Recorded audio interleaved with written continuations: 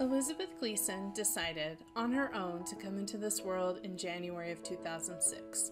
She weighed in at 5 pounds, 8 ounces, and almost 19 inches tall. Her due date was February 16th, so she decided to come quite early. We were planning on having a C-section, but due to the circumstances, ended up having a normal delivery. She came out with quite a bit of bruising on her head and her shoulder, as she wasn't aligned perfectly, and the umbilical cord was wrapped around her neck, but she made it out with a few screams. We knew prior to the birth that she had something called an omphalocele. This is a very rare condition, about 1 in 6,000 to 1 in 10,000, in which the abdomen does not close normally during gestation, and the liver and intestines and all other organs contained in the abdominal cavity can be contained in a sac outside of the body.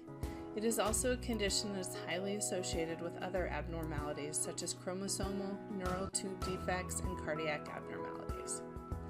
Prior to her birth, we had been seeing numerous specialists as far as how we would treat this and had done a number of tests to rule out the worst possibilities. We had an amniocentesis the day we found out, and her chromosomes came back as normal. We also had numerous ultrasounds to check her growth, as well as echocardiograms done on her heart in utero. We knew she might have a mild heart condition known as an atrial septal defect, but that has a high chance of closing after birth. Our biggest concern was her omphalocele and how we would treat it. There were numerous options and possibilities, most of which depended on the size of the omphalocele and her lung development, as well as the space she had available in her abdomen to push organs in. Elizabeth's omphalocele was about 5 by 5 centimeters and contained mostly her intestines. This is a moderate-sized O, but by no means large. This was a good thing. Due to the fact that Elizabeth came early, we were really worried about her lungs and if she would be able to handle it because she came 4.5 weeks early. Thank goodness she had wonderful lungs for her gestational age and handled room air just fine. Due to her O, Elizabeth was quickly whisked away and set up in the neonatal intensive care unit. Her dad followed her to the unit and watched over her while I was still recovering from the birth.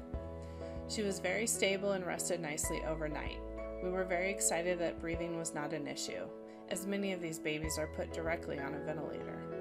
The next day we met with a surgeon and they placed a covering on her O and said that they might be able to close it within the next few days and probably would only take one surgery. They hadn't done all the tests on her, but things were looking pretty good. Surprisingly, the surgeons were able to close her O the next day. It was a very scary day for me and Dad, but the surgery went well and they were able to close it and her breathing was great. She was put on a ventilator and remained on it for a few days. She also had an ASD, the atrial septal defect, and this was monitored until she was about 4 years old, until it all but closed. On her 5th day of life, when I actually was able to hold her for the first time, I will never forget that experience, and she also drank milk for me for the first time. With all the tubes and cords attached, breastfeeding wasn't really an option at first, but I was pumping like crazy to make sure she had all the milk of mine that she wanted. The first several weeks of her life had loads of ups and downs. Beth wasn't really big on drinking. She was drinking about 8 to 9 milliliters of milk per feeding when she really needed like 50 milliliters. We tried many different feeding techniques, but they chose to place a nasogastric tube to make sure she was getting food, as she pulled out her PICC line that was giving her food and nutrition prior to that. Strangely enough, Beth was able to come home from the hospital on Omphalocele Awareness Day, January 31st. She was still consuming very little, but the hope was that she would thrive and do better at home. Beth continued to do well, and we never really looked back. For the first 18 months of her life, though, she always had trouble with keeping her milk down. If we made the slightest noise after she fell asleep, she would wake up, cry, and then vomit, and we would start the bedtime routine all over again. I can't tell you how much vomit her dad and I cleaned up in the first few years of life, but slowly she seemed to grow into her body and stomach, and she has thrived ever since. She did have a hernia at the site of her omphalocele closure and had a second surgery to close that at 11 months, just before we moved cross country. In the last 13 years, I've learned so much from my daughter. I remember when she was little, she thought she had 2 belly buttons, as her scar kind of looked like 2. She was proud of it and would tell people she had 2 belly buttons.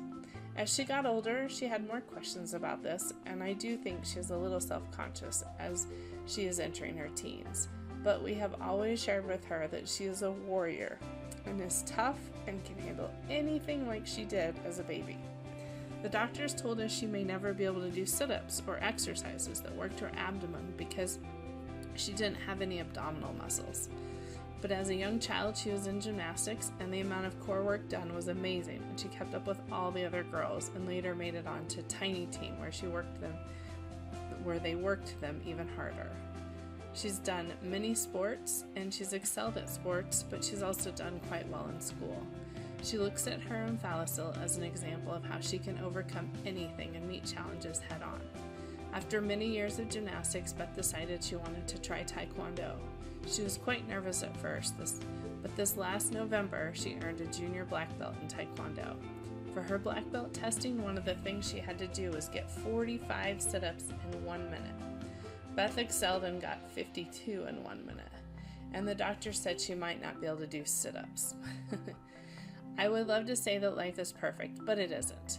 Beth still does have more stomach pain than most kids. I always worry when she is in a lot of pain that she has an adhesion, but we have been very lucky so far. This year, Beth tried out for the school volleyball team and made it, so she is quite busy with school and volleyball. Beth just turned 13. The last 13 years have been amazing, and she continually impresses, surprises, and achieves more than we ever dreamed of for her. Her desire to step out and achieve her goals, no matter the physical or mental hurdle, is amazing to us. She has taught me as a parent to never underestimate what she is capable of doing and accomplishing.